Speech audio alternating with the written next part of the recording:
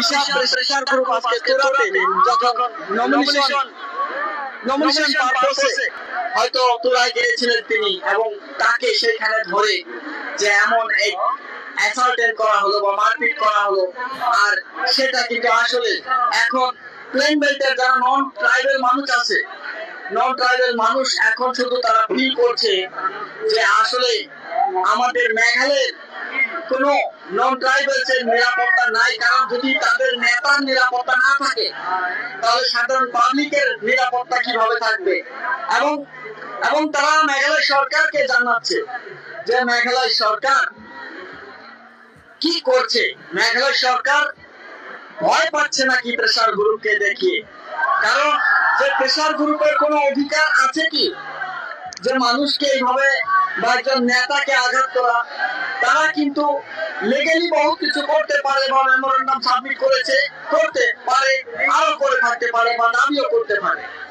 কিন্তু এখন দেখা যাচ্ছে যে আজিজ মাতুর মমিনী তিনি এখানে যেভাবে আজকে তার শরীরে জর্জরিত যে কিছু দাগ, কিছু বিষ নিয়ে এসেছেন, সেটা আসলে দুঃখজনক। এবং এটা আসলে সমাজের জন্য কিন্তু বা নন ট্রাইবালস এর মানুষের জন্য শুধু দুঃখ আর দুঃখ হচ্ছে। আজকে হাজার হাজার মানুষ এসেছে, আপনারা দেখতে পেরেছেন।